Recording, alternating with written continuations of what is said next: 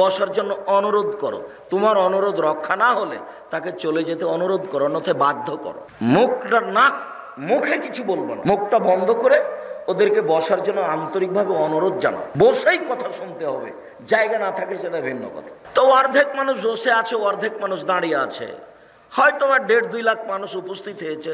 এরা তো আর জানেন যে এত মানুষ আসবে, এখন কি করে বসতে দিবে? তাদের কাছে আমরা আর বসার দাবিও করতে পারি না। অতএব আমি আপনাদের কাছের মানুষ, আপনাদেরকে আমি খুব ভালোবাসি, আমি আপনাদেরকে কষ্ট দিতে চাইনি। দয়া করে আপনাদের কাজকর্ম বন্ধ করে খুব ধৈর্যের পরিচয় দিয়ে এক খেয়ালে বসে থাকুন, আমি আপনাদের কিছু না কিছু উপকার করবই করবো ইনশাআল্লাহ। সম্মানিত দিনী ভাই বোন, এইটুকু বলার পরে একটু সামান্য পরিচয় দিই। ইহুদি খ্রিস্টান জন্মসূত্রে মুসলমানের চরম বিরোধী। এই ব্যাপারে আল্লাহ তাআলা বলেন, লান তারজা আনকাল ইয়াহুদান নাসারা হাত্তা তাত্তাবিআ মিল্লাতাহুম। মুহাম্মদ সাল্লাল্লাহু আলাইহি সাল্লাম, ইহুদি খ্রিস্টান আপনাকে কোনোদিন মানবে না, কখনো মানবে না। আপনি ইহুদি হন তাহলে মানবে, আপনি খ্রিস্টান হয়ে যান তাহলে মানবে, আপনাকে কোনোদিন তারা মানবে না। ওরা ইহুদি, ওরা খ্রিস্টান। আর্জেন্টিনা ইহুদি খ্রিস্টান, ব্রাজিল ইহুদি খ্রিস্টান, চীন, জাপান, আমেরিকা, রাশিয়া, এইসব দেশগুলি সব ইহুদি খ্রিস্টান। পৃথিবীর প্রায় মানুষ ইহুদি খ্রিস্টান। যারা বলছে যে আমাদের নবী মুহাম্মদ সাল্লাল্লাহু আলাইহি ওয়াসাল্লাম ভুয়া নবী, আমাদের নবী ভুয়া নবী, ওই তো সেদিন জর্জ বুশ যখন ইরাকের সাথে যুদ্ধ ঘোষণা করেছিল, তখন তার যুদ্ধের নাম দিয়েছিল ক্রুসেড যুদ্ধ, মানে ধর্মীয় যুদ্ধ। ও ধর্মীয় যুদ্ধে জয়ী হয়েছে, এটা তার দাবি। তার মানে মুহাম্মদ সাল্লাল্লাহু আলাইহি ওয়াসাল্লাম ভুয়া নবী। নবী তো হলেন ঈসা, নবী হলেন মুসা। যদি আবারও কেউ নবী হন তাহলে ঈসা মুসার মাধ্যম দিয়ে আসতে হবে, অর্থাৎ ইসাহাকের মাধ্যম দিয়ে আসতে হবে। ইব্রাহিমের ছেলে হলেন ইসাহাক, ইসাহাকের ছেলে হলেন ইয়াকুব, ইয়াকুবের ছেলে হলেন ইউসুফ। এখন ইসবের ধারাবাহিকতায় আছেন সুলাইমান, দাউদ, ঈসা, মুসা। তাহলে মোহাম্মদকে এই সলে ধারাবাহিকতা আসতে হবে। হঠাৎ করে ইসমাইলের ছেলে মোহাম্মদ, এ আবার কে? তারা এখনো মানেনি, কিয়ামত পর্যন্ত কোনোদিন মানবে না। এই ছেলে, বোকা ছেলে, তোমারই ব্রেয়াতে মোটরসাইকেলে ব্রাজিলের পতাকা আছে, ও যদি তোমাকে কাছে পায়, তোমার কথা বলছি তোমাকে, ও যদি তোমাকে কাছে পায় তাহলে 3 বালতি পায়খানার গু তোমার মাথায় চাপিয়ে দেবে। তোমার নবী হলো তার কাছে ভুয়া নবী, আর তুমি হলে তার কাছে গরু ছাগল পশু। তুমি যাও লন্ডন আমেরিকায় কাজ করতে, এইভাবে তোমাকে কাজের কথা বলবে, লাথি বেড়ে।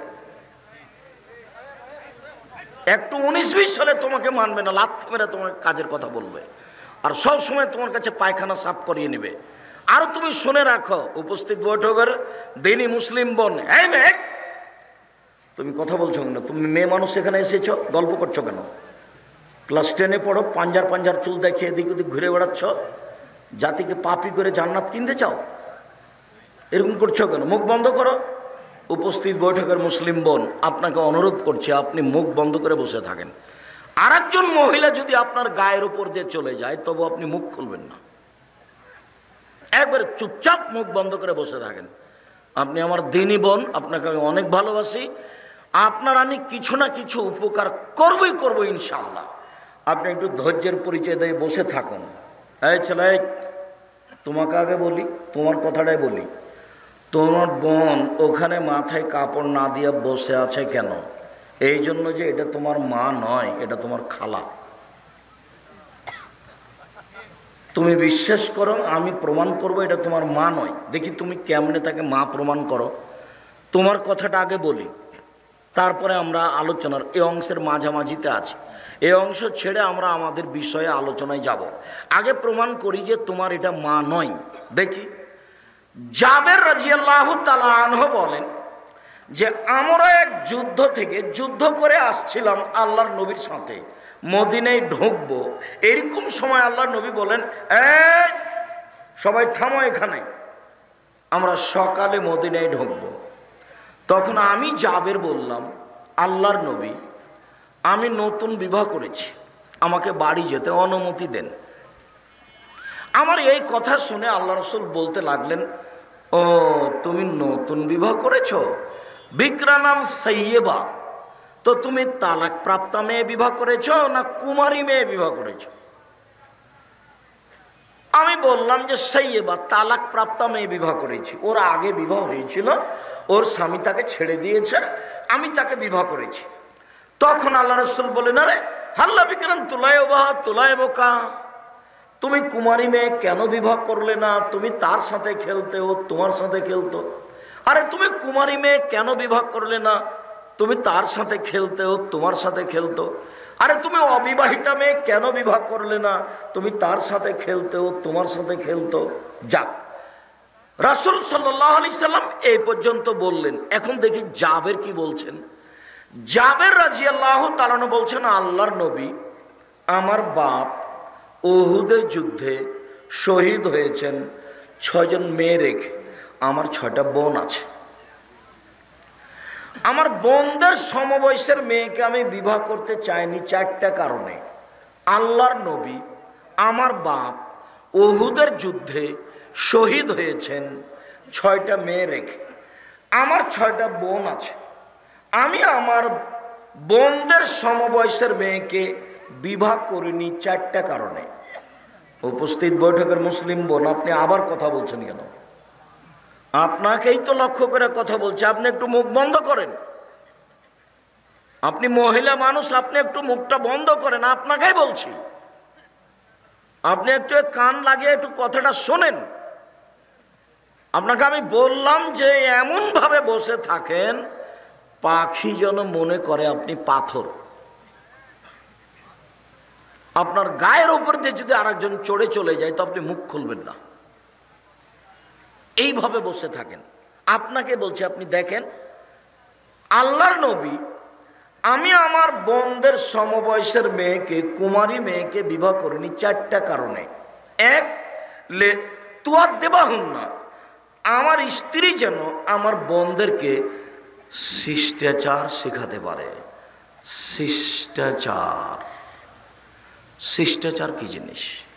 আম্মু, ডান হাতে গিলাস ধরে পানি পান করো, বাম হাতে ধরো না, বাম হাতে শয়তান ধরে।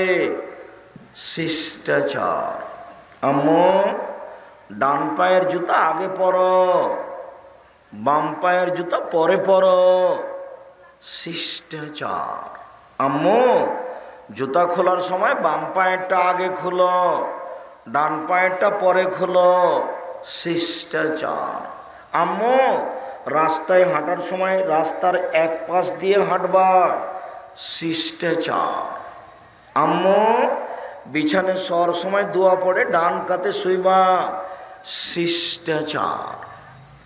আমার স্ত্রী যেন আমার বোনদেরকে শিষ্টাচার শিখাতে পারে, এই জন্য আমি আমার বোনদের বয়সের মেয়েকে বিবাহ করিনি। তালাক প্রাপ্ত বড় বয়সের মেয়েকে বিবাহ করেছি যাতে করে আমার বোনদেরকে 4টা শিখাতে পারে।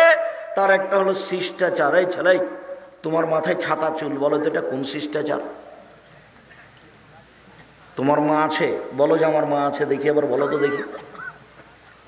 তোমার বাপ কাপুরুষ মানুষ, তার ফাঁকে পরিবারটা নষ্ট হয়েছে। তোমার মা এই পরিবারকে কবর দিয়েছে।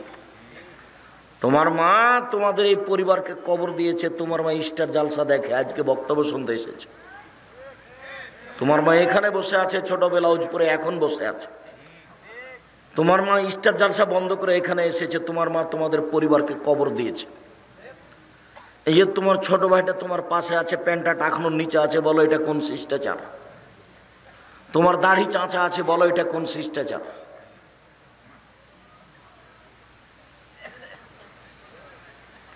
কোন শিষ্টাচার তোমার মা শিখায় তোমাকে? কোনটা শিষ্টাচার? এটা কোনটা? কি শিখলে জীবনে? ব্রাজিলের পতাকা নিয়ে দৌড়িয়ে বেড়াচ্ছ আর হাততালি মারছো, এটা কোন শিষ্টাচার? 2, অতুয়াল্লিমাহুন্না, আমার স্ত্রী যেন আমার বোনদেরকে বিদ্যা শিখাতে পারে, বিদ্যা শিখাতে পারে। আম্মু, জোহরের 4 রাকাত ফরজ সালাত পড়তে হয়, আগে 4 রাকাত, পরে 2 রাকাত, 6 রাকাত সুন্নাত পড়লে জান্নাতে ঘর বানানো হয়। আম্মু, জোহরের আগে 4, পরে 4, 8 রাকাত সুন্নাত পড়লে জাহান্নাম হারাম হয়ে যায়। আমার স্ত্রী যেন আমার বোনদেরকে বিদ্যা শিখাতে পারে।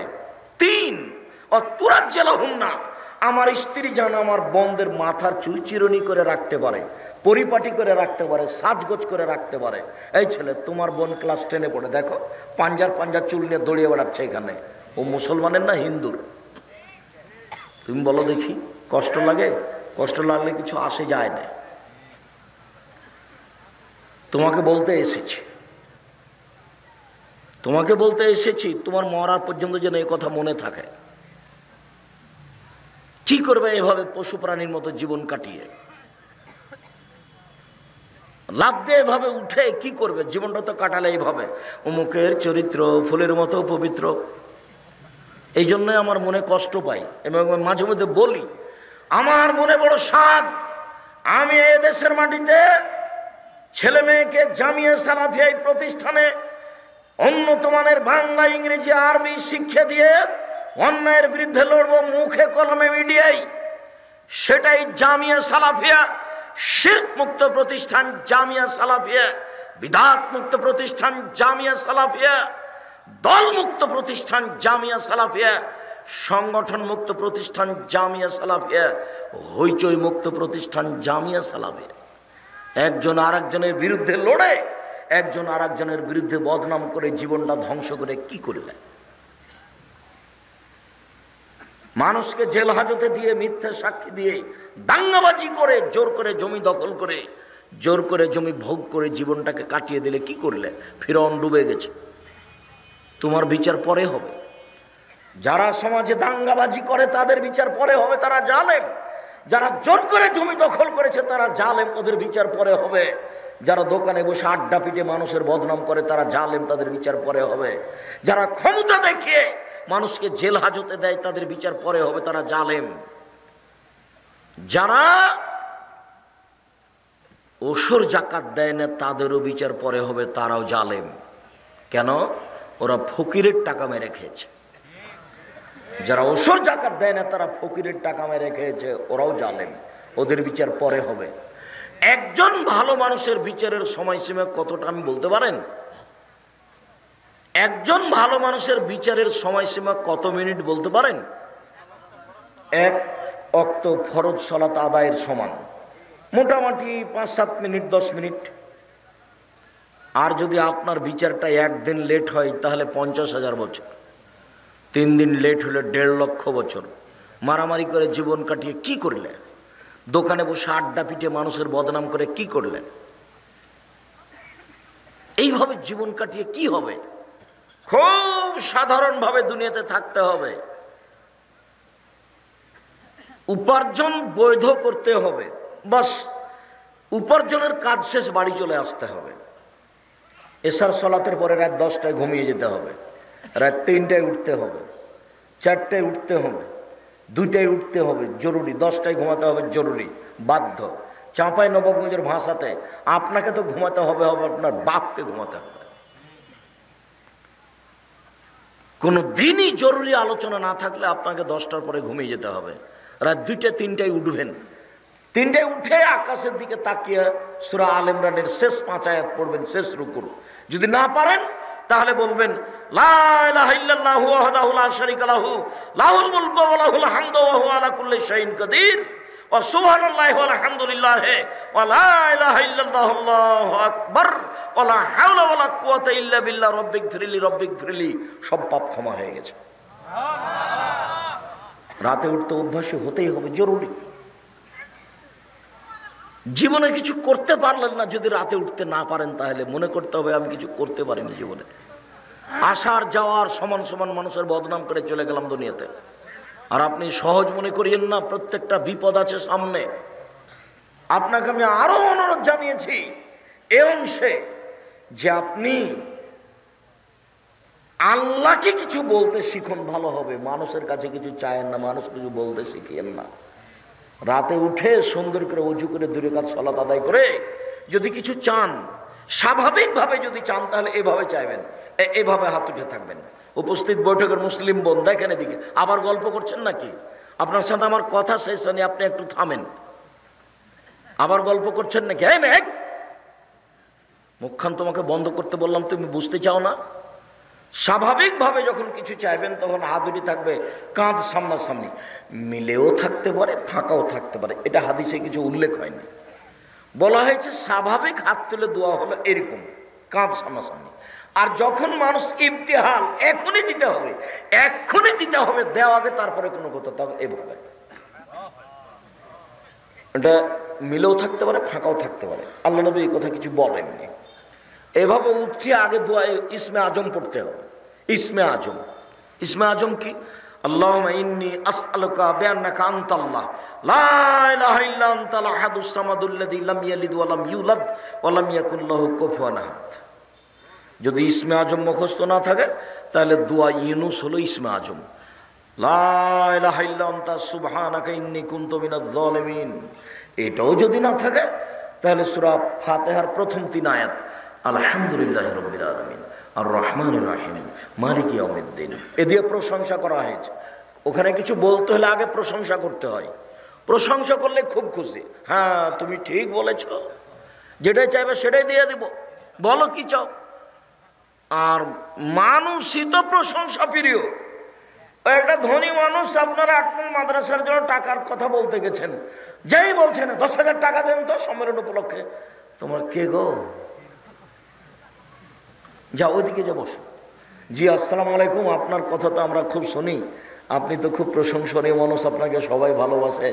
আমরা একটা বড় কাজ নিয়ে এসেছি, আপনার তো মহৎ উদ্দেশ্য, আপনার অনেক প্রশংসা শুনি, আমাদের একটু 10,000 টাকা দেওয়ার ব্যবস্থা করবেন। ও আচ্ছা ঠিক আছে, তাহলে আর একবার দেখা করো দেখি। একটা কিছু বলবে, মানে ও প্রশংসা প্রিয় মানুষই, আর ও তো বলছে যে আমি প্রশংসা করলে খুব খুশি হই, তা আলহামদুলিল্লাহ। ওই জন্য আল্লাহ নবী বলছেন আফজালুদ দুআ আলহামদুলিল্লাহ, সবচেয়ে উত্তম দোয়া হলো আলহামদুলিল্লাহ, প্রশংসা আছে যে, সেই জন্য খুব। আর সূরা ইখলাস পড়লে তিনবার পড়লে একবার কোরআন মাজিদ পড়ার সমান হয়। কেন? সূরা ইখলাস খুব দামি, শুধু তার গুণ বর্ণনা করা হয়েছে, ওতে তিনি খুশি। সূরা ইখলাস মানে পড়লেন আপনি, মানে উনি খুব খুশি হয়ে গেছে, হ্যাঁ ঠিক বলেছো তুমি, আমি কাউকে জন্ম দিই না, আমি কারো থেকে জন্ম নিই না, আমি হচ্ছে নিরপেক্ষ মুখাপেক্ষীহীন, আমাকে কেউ পারে না। আপনি যখন এরকম ভাবে বললেন তখন উনি বলছেন হ্যাঁ ঠিক আছে ঠিক আছে ঠিক আছে, 3বার পড়ে একবার কোরআন মাজিদ পড়ার নেকি দিয়ে দেবো, 3বার পড়ে একবার কোরআন মাজিদ পড়ার নেকি দিয়ে দেবো। আয়াতুল কুরসি পড়েন অনেক, আয়াতুল কুরসিতে কেন? আয়াতুল কুরসিতে এরকমই প্রশংসা আছে, তার উনি প্রশংসায় খুব খুশি। এই জন্য সুবহানাল্লাহি ওয়া বিহামদিহি সুবহানাল্লাহিল আযীম, এটা হলো সবচেয়ে ভারী নেকি দাঁড়িপাল্লায়, এতে আল্লাহর প্রশংসা আছে। এই জন্য তাই আল্লাহ রাসূল বলছেন আফজালুদ দুআ আলহামদুলিল্লাহ, সবচেয়ে উত্তম দোয়া হচ্ছে আলহামদুলিল্লাহ।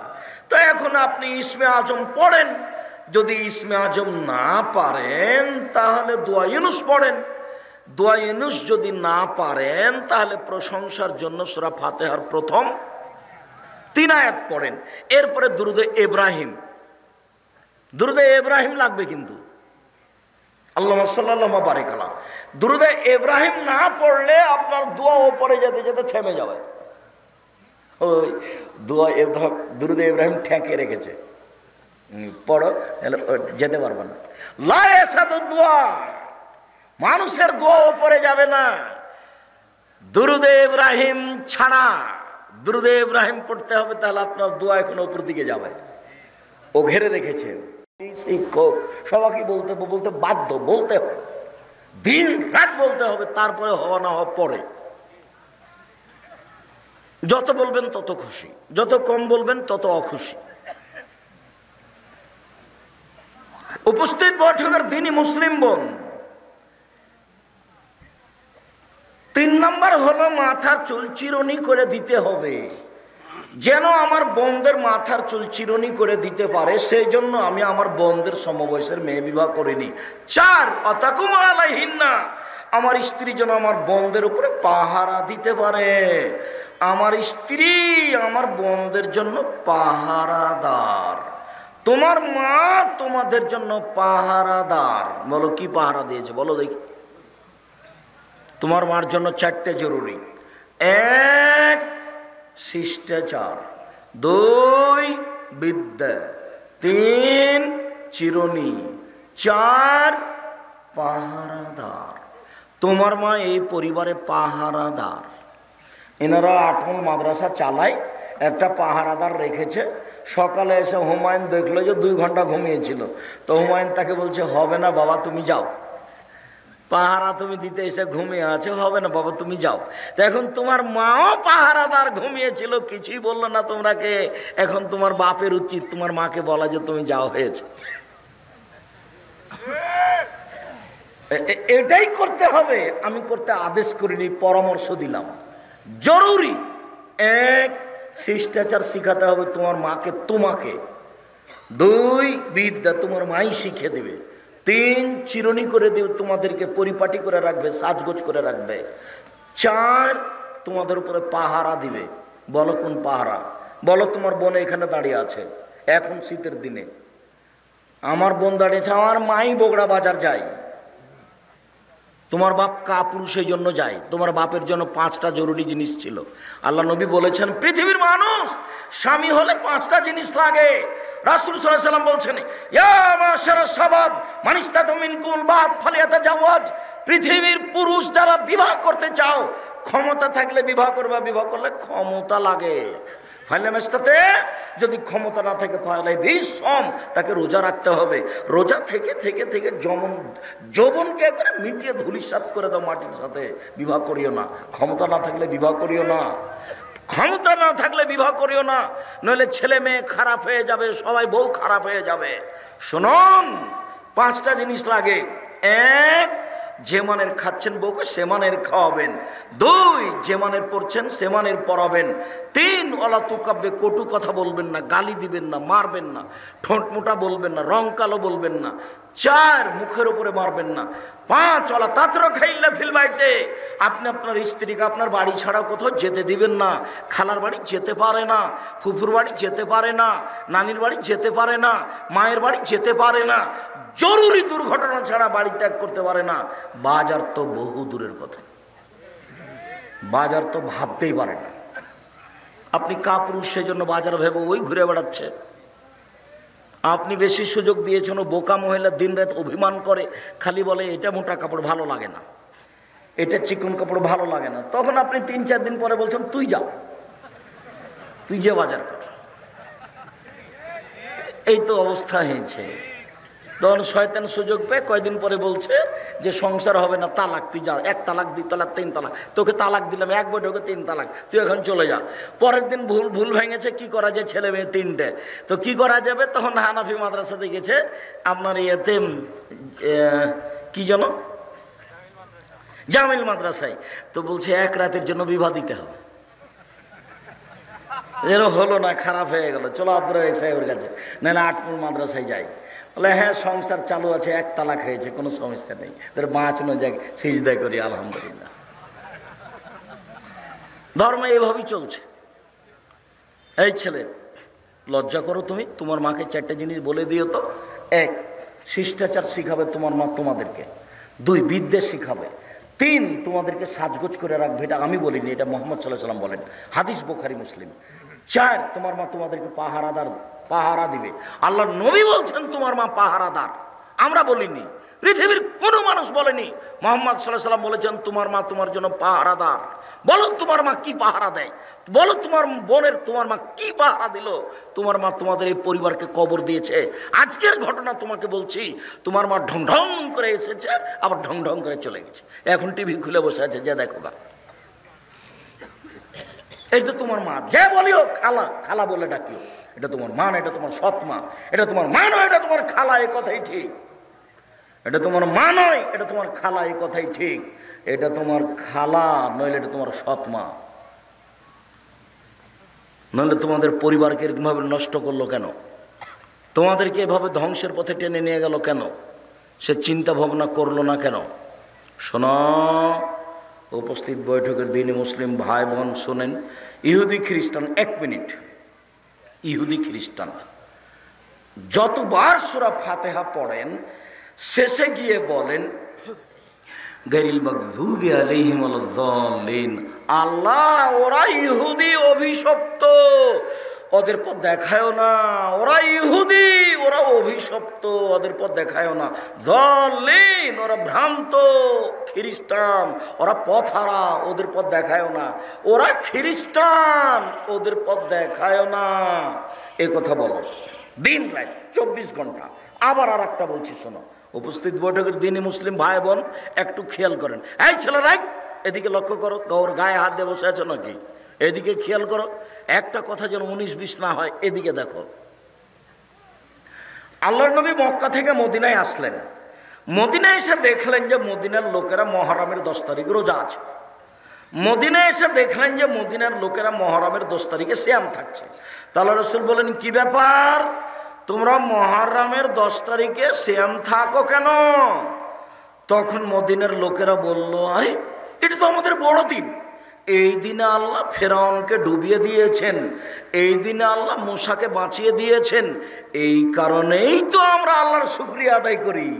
মহরমের 10 তারিখ হচ্ছে আমাদের জন্য বড় দিন।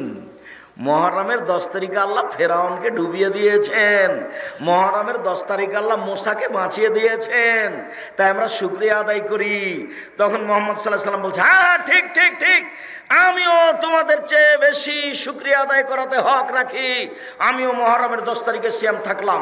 সঙ্গী সাথী, তোমরা মহরমের 10 তারিখে সিয়াম থাকো, যেমন বলেছেন সিয়াম থাকো, তেমনি বলছে, হ্যাঁ আমরা মহরমের 10 তারিখে সিয়াম থাকবো। মানে কেন থাকবো?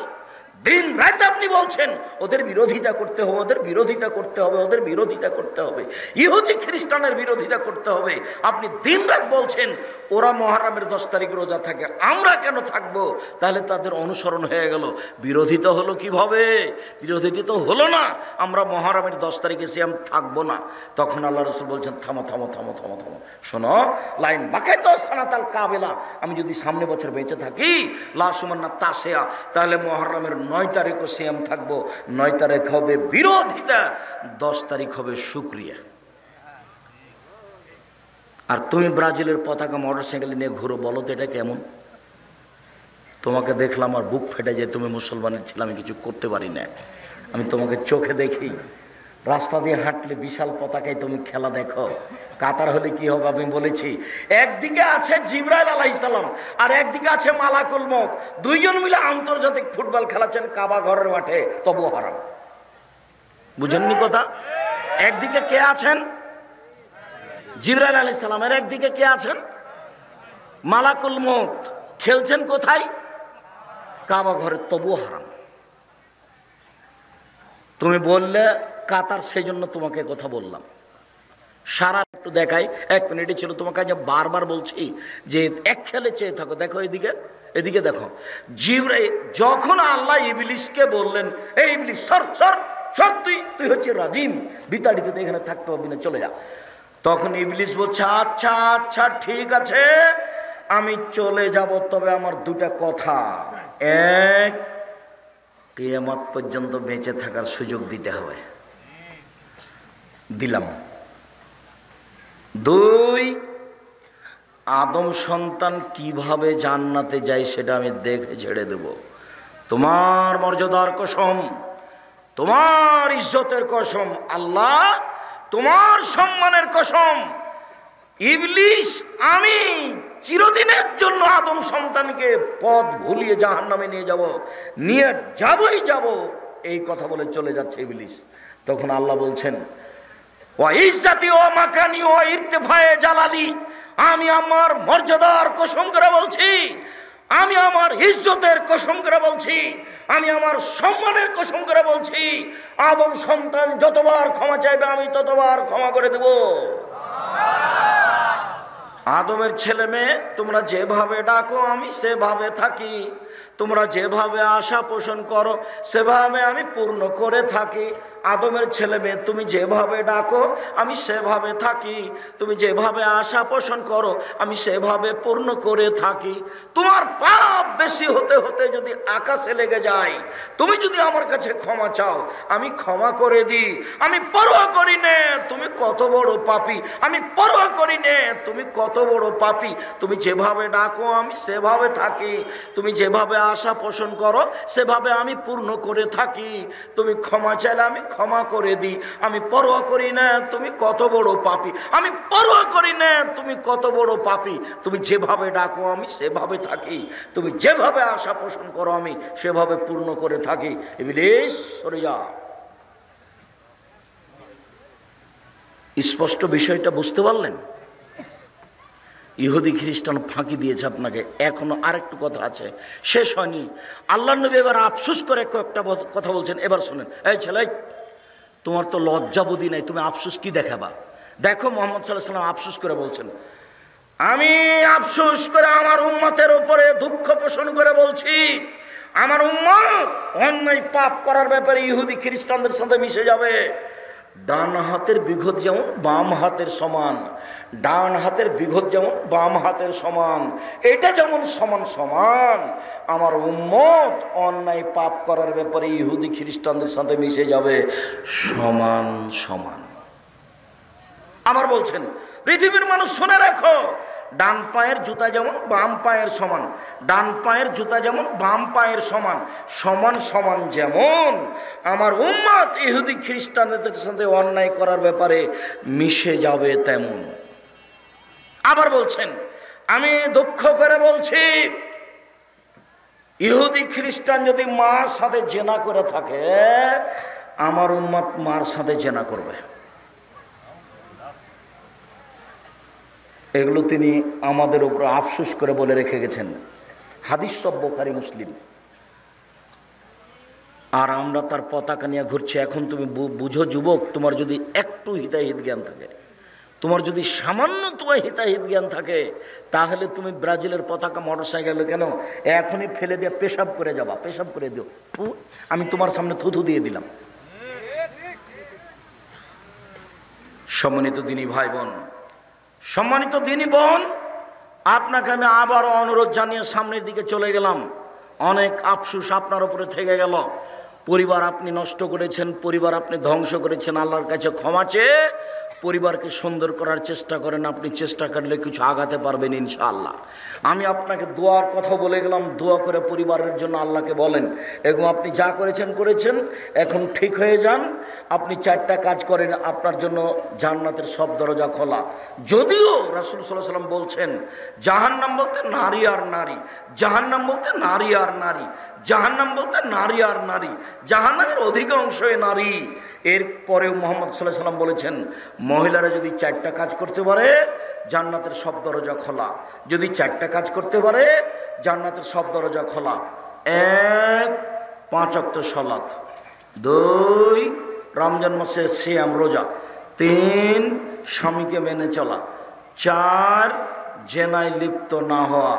আব্দুর রাজাক সাহেব একটু শোনেন, আমরা আটমল এলাকার মহিলা, আমরা গ্রামের নারী মহিলা, আমরা প্রথম 3টা কাজ করতে পারি। 1, 5 ওয়াক্ত সালাত আদায় করি, 2, রমজান মাসে সিয়াম থাকি, 3, আমরা জেনায় লিপ্ত হই না, জেনা করি না, 4, তবে স্বামীকে মেনে নিতে পারি না। কেন?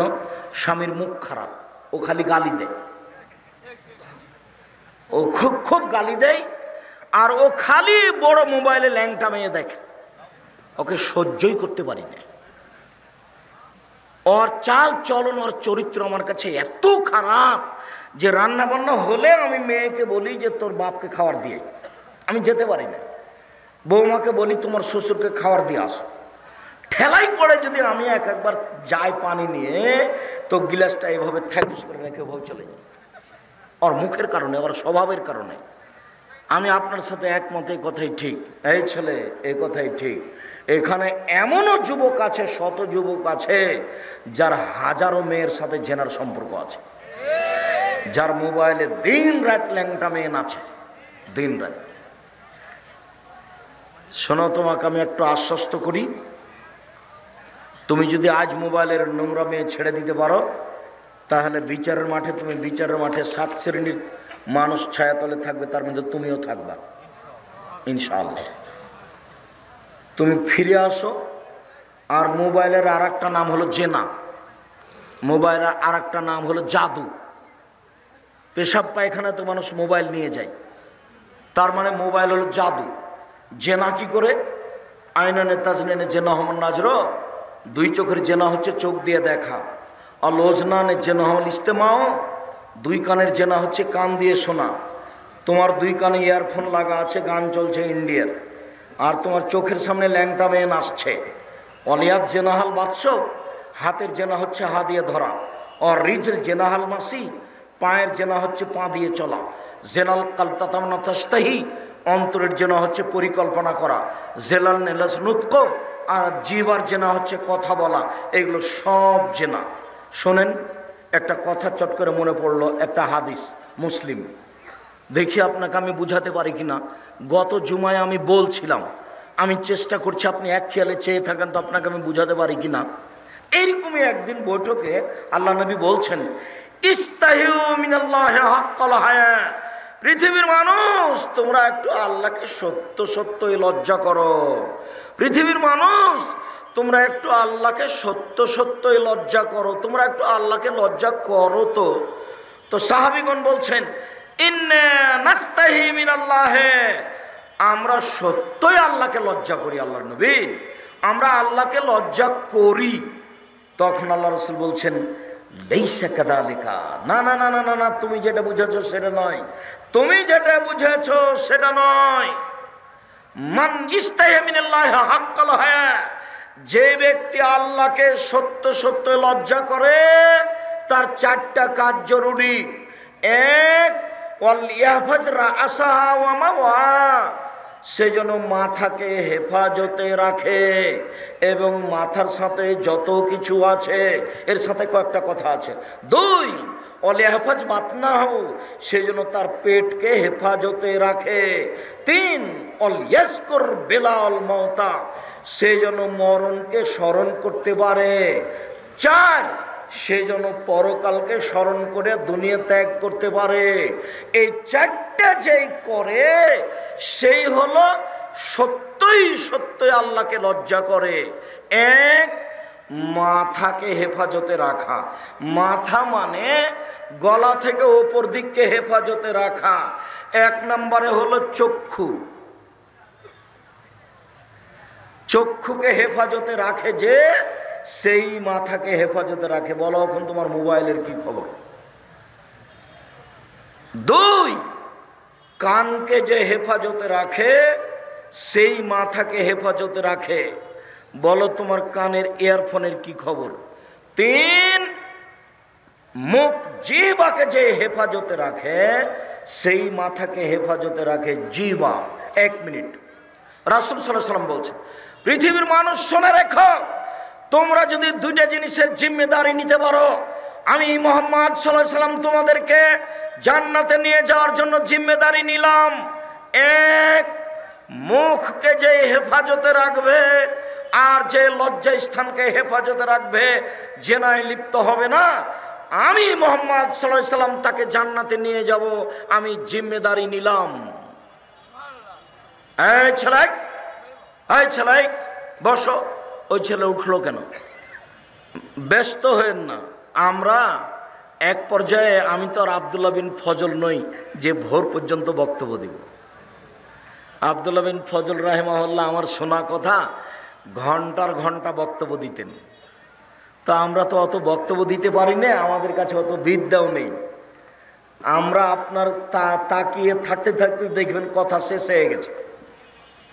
তা আল্লাহর নবী যে বললেন যে মাথাকে হেফাজতে রাখতে পারে সেই আল্লাহকে সত্য সত্যই লজ্জা করে। তো মাথাকে হেফাজতে রাখার এক নম্বর পথ হলো চোখ, দুই নম্বর পথ হলো কান, তিন নম্বর পথ হলো মুখ। আল্লাহ রাসূল বলছেন, সঙ্গী সাথী বলতে পারো মানুষকে পিছন দিক থেকে ধাক্কা মারে জাহান্নামে নিক্ষেপ করে কি? সঙ্গী সাথী বলতে পারো মানুষকে পিছন দিক থেকে ধাক্কা মারে জাহান্নামে নিক্ষেপ করে কি? সঙ্গী সাথী বলতে পারো মানুষকে পিছন দিক থেকে ধাক্কা মারে জাহান্নামে নিক্ষেপ করে কি? এ কথা বলতে বলতে বলছেন, ফাঁকা জেলে সানা হোক, জিভাটা ধরে নিচ্ছেন, জিভা মানুষকে পিছন দিক থেকে ধাক্কা মারে জাহান্নামে নিক্ষেপ করে। মুখকে যে কন্ট্রোলে রেখেছে সেই সত্য সত্য আল্লাহকে লজ্জা করেছে। শুনুন, আল্লাহ নবী বলছেন বাঁচার পথ তিনটে, তার একটা হলো মুখ কন্ট্রোল রাখা। যে মুখকে কন্ট্রোলে রেখেছে, হেফাজতে রেখেছে, সেই জান্নাতে যাবে, সে বেঁচে গেছে। দুই, পেটকে হেফাজতে রাখা মানে হারাম না খাওয়া। তিন, মরণকে স্মরণ করা। এই ছেলে, একটা কথা আমার উপরে বলা হয়েছে, দেখো তো তুমি এই হাদিসটা অনুবাদ ঠিক করে আমি বলছি, তুমি একটু খেয়াল করো তো। আমার ব্যাপারে বেশ কিছু কথা বলা হয়েছে, তার একটা বলা হয়েছে যে আব্দুর রাজ্জাক সাহেব বলেছেন মুহাম্মদ সাল্লাল্লাহু আলাইহি সাল্লামের বাপ মা জাহান্নামে যাবে। আমি বলেছি এ কথাই ঠিক, আমার উপরে অন্যায়ভাবে নানান কথা বলা হচ্ছে, এ কথাও ঠিক। আপনি একটু হাদিসের অনুবাদ আমার দিকে খেয়াল করেন, আপনি বুঝতে পারবেন। আবু হুরায়রা রাদিয়াল্লাহু তাআলা আনহু বলছেন, আল্লাহর নবী একদিন তার মায়ের কবর জিয়ারত করতে গেলেন। ফাবাকা, মায়ের কবর জিয়ারত করতে গিয়ে কাঁদতে লাগলেন। ওয়াবকা মান হাওলাহু, আশেপাশে যারা ছিল সবাইকে কাঁদিয়ে দিলেন। দিয়ে বলছেন, শোনো তোমরা, ইন্নী ইস্তাজানতু ফি আন আস্তাগফিরা লাহা, আমি আমার মায়ের জন্য ক্ষমা চাওয়ার অনুমতি চাইলাম। আল্লাহ, আমাকে একটু অনুমতি দাও না, আমি আমার মায়ের জন্য একটু ক্ষমা চাই তোমার কাছে, আমাকে একটু অনুমতি দাও। আমি একটু বলি যে আল্লাহ তুমি আমার মাকে ক্ষমা করো, আমি একটু বলি আমাকে অনুমতি দাও। ফালাম ইউজাল্লি, আমাকে অনুমতি দেওয়া হলো না। না না না না না না না, তুমি তোমার মায়ের জন্য ক্ষমা চাইতে পারো না। না না না না, তুমি তোমার মায়ের জন্য ক্ষমা চাইতে পারো না, তুমি তোমার মায়ের জন্য ক্ষমা চাইতে পারো না। ওয়াস্তাজানতুহু, আমি তখন তার কাছে আবার অনুমতি চাইলাম। আন আজুরা কাবরাহা, আমি তার কবর একটু দেখতে যাব, জিয়ারত করতে যাব। ফাওয়াজানা লি, আমাকে অনুমতি দেওয়া হলো, যাও তোমার মায়ের কবর দেখে আসো, তবে কবর পাশে গিয়ে বলতে বাবা না, আমার মাকে ক্ষমা করো। এই ছেলে, বলো তো কি বুঝলে তুমি? যে নবী মায়ের জন্য ক্ষমার কথা বলতেই পারে না, সেই মা জান্নাতে চলে যাবে কিভাবে? বলাই নিষেধ। বুঝাতে পারলাম না মনে হয়? হাদিস মুসলিম, কথা মনে হয় বুঝাতে পারিনি ভালো করে। আবার বলি, আমার দিকে একটু খেয়াল করেন তো, কথাটা আবার বলি। আল্লাহর নবী কবর জিয়ারত করতে গেছিলেন কার? মায়ের। দিয়ে কেঁদে ফেলেছিলেন, আশেপাশে যারা ছিল সবাই কেঁদেছিল। এরপরে তিনি বললেন, শোনো দুনিয়ার মানুষ, আমি আল্লাহর কাছে অনুমতি চাইলাম যে আল্লাহ, আমি একটু তোমাকে বলতে পারি কি যে আমার মাকে ক্ষমা করো? এই কথাটা আমি তোমার কাছে বলার অনুমতি চাচ্ছি। তখন আল্লাহ আমাকে অনুমতি দিলেন না। বুঝা গেছে? তা আমি তখন আল্লাহকে বললাম যে ঠিক আছে, আমি আমার মায়ের জন্য ক্ষমা চাওয়ার অনুমতি তো পেলাম না, তো আমি একটু মায়ের কবর দেখতে যেতে পারি? তখন আল্লাহ বললেন, ঠিক আছে, দেখতে যেতে পারো। কেন? কবর দেখতে গেলে মরণকে স্মরণ হয়। সম্মানিত দিনী ভাই বোন, সত্য মিথ্যার দুই একটা বাক্য বলি। তিন শ্রেণীর মানুষ এমন পাপী যাদের সাথে আল্লাহ কথা বলবেন না। তিন শ্রেণীর মানুষ এমন পাপী যাদের সাথে আল্লাহ কথা বলবেন না। এক, মালিকুন কাযযাব, মিথ্যুক দায়িত্বশীল। যারা মিথ্যুক হেড মৌলানা, মিথ্যুক হেডমাস্টার, মিথ্যুক প্রিন্সিপাল, মিথ্যুক ভাইস চ্যান্সেলর, মিথ্যুক ওসি, মিথ্যুক দারোগা, মিথ্যুক এমপি, মিথ্যুক মন্ত্রী, মিথ্যুক জেল সুপার, মিথ্যুক চেয়ারম্যান, মিথ্যুক মেম্বার, যারা যেখানে মিথ্যা কথায় দায়িত্ব পালন করছে, সে যত বড়ই পরহেজগার হোক না কেন, যতবারই হজ করুক না কেন, তার সাথে আল্লাহ বিচারের মাঠে কথা বলবেন না। দুই, মালিকুন কাযযাব, শাইখুন জানিন, বেশি বয়সে জেনা করে, যে বেশি বয়সে জেনা করে তার সাথে আল্লাহ বিচারের মাঠে কথা বলবেন না। তিন, আয়লুন মুস্তাকবির, গরিব মানুষ যে অহংকার করে, গৌরব করে, তার সাথে আল্লাহ কথা বলবেন না। এই জায়গাটাতে অন্য একটা শব্দ অন্য হাদিসে এসেছে, যারা টাকনোর নিচে প্যান্ট পায়জামা লুঙ্গি পরে, তাদের সাথে আল্লাহ বিচারের মাঠে কথা বলবেন না। মনে থাকবে কি? রাসূল সাল্লাল্লাহু আলাইহি সাল্লাম বলেন, আরবাউন, চারটা জিনিস আছে যার, সব কিছু আছে তার, জান্নাত আছে তার, ইহকাল আছে তার, পরকাল আছে তার। এক, হিফজ আমানাতিন, আমানতের রক্ষা। দুই, সিদক হাদিসিন, সত্য কথা। তিন, ইফাতুন বিতহমাতিন, বৈধ রুজি। বৈধ রুজি যার, সব কিছু তার। সত্য কথা যার, সব কিছু তার। আমানতের রক্ষা যার, সব কিছু তার। ভালো চাল চলন যার, সব কিছু তার। পৃথিবীতে সবচেয়ে বড় পাপ তিনটি। এক, আল্লাহর সাথে শিরক করা। দুই, পিতামাতার অবাধ্য চলা। তিন, মিথ্যা সাক্ষী দেওয়া। মিথ্যা সাক্ষী মহাপাপ। 1 মিনিট। বিচারের মাঠে মানুষ উপস্থিত হওয়ার পূর্ব পর্যন্ত কবরে মানুষের শাস্তি হতে থাকবে। যারা মিথ্যা কথা বলবে তাদের মুখের দুই দিক দিয়ে লাঠি ঢুকিয়ে দিয়ে মুখটাকে চিরে ফেলা হবে। যতদিন পর্যন্ত বিচার না হচ্ছে ততদিন পর্যন্ত এভাবে ঘটতেই থাকবে। কাজেই মিথ্যা থেকে বেঁচে থাকুন। সামান্য ব্যাপারে মিথ্যা কথা বলে পরকাল হারায়েন না।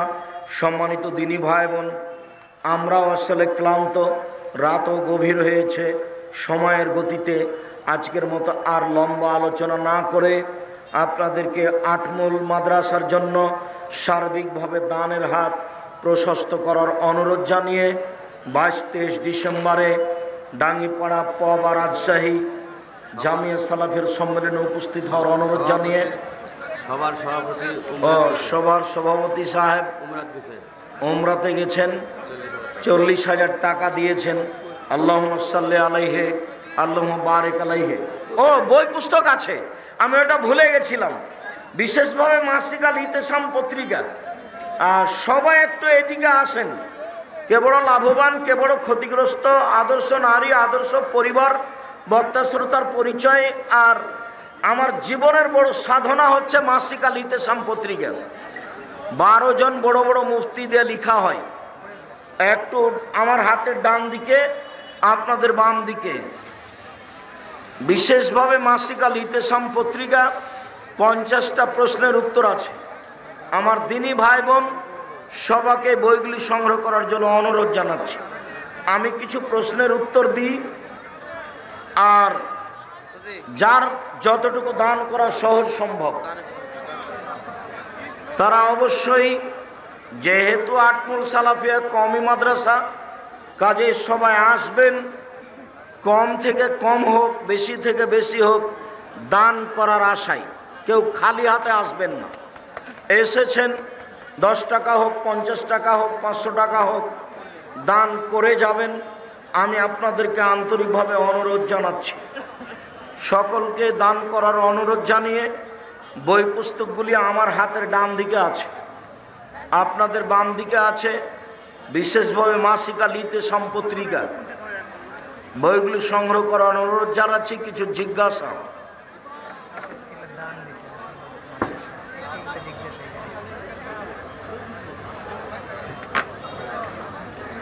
বর্তমানে দাস প্রথার কি অবস্থা? নবী সাল্লাল্লাহু আলাইহি ওয়াসাল্লাম হলো মাওলানা মানুষ। হুজুর দিয়ে জাহান্নাম উদ্বোধন হবে। 1, 2 দানশীল দিয়ে, 3 শহীদ যোদ্ধা দিয়ে। এগুলো কেন? যখন সবটাই হবে লোক দেখানো, যখন সবটাই কি হবে, লোক দেখানো হবে, তখন এদের 3 শ্রেণীর মানুষ দিয়ে জাহান্নাম উদ্বোধন হবে। আমাদের নবী মুহাম্মদ সাল্লাল্লাহু আলাইহি সাল্লামের দেহ মোবারক নূর দ্বারা সৃষ্টি, এমনকি আল্লাহর জাতি নূর দ্বারা সৃষ্টি। জিনা মিথ্যা কথা। আমাদের নবী মুহাম্মদ সাল্লাল্লাহু আলাইহি সাল্লাম মাটি দিয়ে তৈরি। ওর বাপ ছিল, মা ছিলেন শুক্র কীটের তৈরি। আমাদের নবী মুহাম্মদ সাল্লাল্লাহু আলাইহি সাল্লাম কিসের তৈরি? মাটির তৈরি, শুক্র কীটের তৈরি, বাপ মায়ের মিলনের মাধ্যমে। লক্ষ টাকা সিকিউরিটি দিয়ে, 2 লক্ষ টাকা সিকিউরিটি দিয়ে দোকান ঘর ভাড়া নিয়েছি। প্রতি মাসে ভাড়া দিতে হয় 5000 টাকা, কিন্তু 2 লক্ষ টাকার জাকাত আমি দিব না দোকানওয়ালা দিবে? আপনি দিবেন।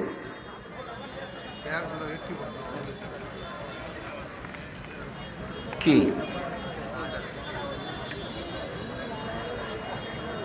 তো নাম উল্লেখ করে বলছো কেন? না, মানুষের নাম উল্লেখ করে বলে আমি চট করে পড়ে ফেলি, এটা তোমাদের কি দরকার? একজন মওলানা, একজন ডক্টর বলেছেন যে 100 কোটি টাকার চ্যালেঞ্জ করেছেন। কিসে? কওমি মাদ্রাসাওয়ালা কাফের। হ্যাঁ, সব অহেতুক কথা। এখন তোমরা বলছো তোমরাই মিথ্যুক না, ওরাই আসলে বলেছে।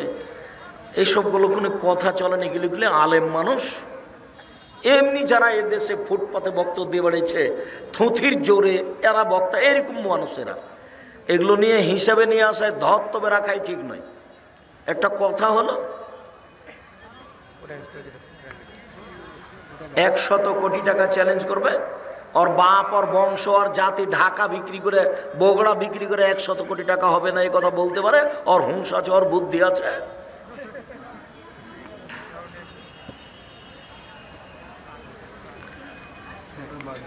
প্রচলিত মিলাদে ইয়া নবী সালাম আলাইকা বলা বিদাত। আমাদের আল্লাহ পাকের কাছে কোনো ব্যক্তি যদি ওয়াদাবদ্ধ হয়ে সেই কাজটি করতে ব্যর্থ হয়, তবে সে ক্ষেত্রে তার কাফারা কি? একটা কাজ করব বলেছিল, করতে পারছে না, তাহলে 10 জন ফকিরকে 100 কেজি করে চাউল দিতে হবে। আসো খেলি বললে যা জরিমানা, এখানে তাই জরিমানা। আল্লাহ পাকের কাছে ক্ষমা চাওয়ার ক্ষেত্রে তোমার কুদরতি পা ধরে বলছি, মিথ্যা কথা বলা যাবে না। এটা কুদরতি পা নাই, তার প্রকৃত পা আছে। এটা আকীদা খারাপ, এ কথা বলা যাবে না। তোমার বিশেষ রহমতের মাধ্যম দিয়ে আমাকে ক্ষমা করে দাও। ইসলামের অজুহাত দিয়ে বাড়ি বাড়ি গিয়ে আদায় করা কি জায়েজ?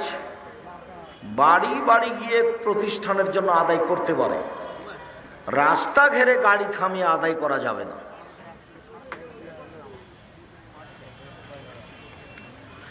স্ত্রীকে তালাক দেওয়ার 4 মাস পরে কি আর গ্রহণ করা যাবে?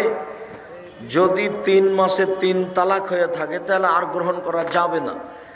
এক বৈঠকে যদি 3 তালাক হয়ে থাকে তাহলে বিবাহের মাধ্যমে নেওয়া যাবে। সম্মিলিত মোনাজাত করা কেন বিদাত? নবী করেননি, এই জন্য বিদাত। আমাদের দুয়ার বইয়ে 24টা জায়গা লেখা আছে হাত তুলে দোয়া করার, 32টা সহিহ হাদিস দেওয়া আছে হাত তুলে দোয়া করার। এরপরেও সম্মিলিত মোনাজাত আমরা দিতে পারিনি। পানি চাওয়া ইস্তিসকা ছাড়া ছাড়া কোনো জায়গাতে সবাই মিলে হাত তুলে দোয়া করলে বিদাত হবে। হাত তুলে দোয়া করা ব্যক্তিগত ব্যাপার, যার যখন ইচ্ছে।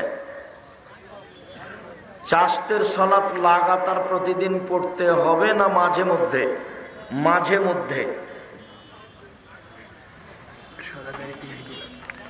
সাদা দাড়িতে মেহেদি ও দিব ইনশাল্লাহ সময়ের গতিতে। শুক্রিয়া, জাযাকুমুল্লাহ খায়ের। আল্লাহ আমাদের যারা দিনী ভাই বোন দিন ধর্ম জানা বোঝার জন্য এখানে এসেছে, আমরা যা কিছু বললাম তাদেরকে তুমি মেনে চলার তৌফিক দান করো। আল্লাহ আমাদের যারা মারা গেছে তুমি তাদের কবরের শাস্তি মাফ করো। আমরা যারা অসুস্থ তুমি তাদের আরোগ্য দান করো। যারা আমরা বেঁচে আছি তুমি তাদেরকে তোমার রাসূলের পদ্ধতি অনুযায়ী চলার তৌফিক দান করো। আল্লাহ তুমি আমাদের কবুল করো। আল্লাহ তুমি আমাদের ভুল ত্রুটি মাফ করো। সালাম দেওয়া যাবে না এমন কোনো মহিলা নেই, নিরাপদ থাকলে সবাইকে সালাম দেওয়া যাবে। শুক্রিয়া, আল্লাহ তুমি আমাদের ভুল ত্রুটি মাফ করো। আমরা সাধারণ মানুষ, তুমি আমাদেরকে বিশেষ দয়া রহমত দিয়ে ঘেরে আমাদেরকে তোমার রাসূলের পদ্ধতি অনুযায়ী চলার তৌফিক দান করো। তোমার দরবারে জোরালো দাবি দাওয়া রেখে আজকের সংক্ষিপ্ত আলোচনা এখানেই শেষ করলাম। সুবহানাকাল্লাহুম্মা ওয়া বিহামদিকা আশহাদু আল্লা ইলাহা ইল্লা আনতা আস্তাগফিরুকা ওয়া আতুবু ইলাইক। আসসালামু আলাইকুম ওয়া রাহমাতুল্লাহ। আমরা জান্নাতুল বাসিন গোবিন্দগঞ্জ থেকে এসেছি আপনার সাথে। ও আচ্ছা আচ্ছা, হাইয়াক আল্লাহ, মাশাআল্লাহ, কি ব্যাপার।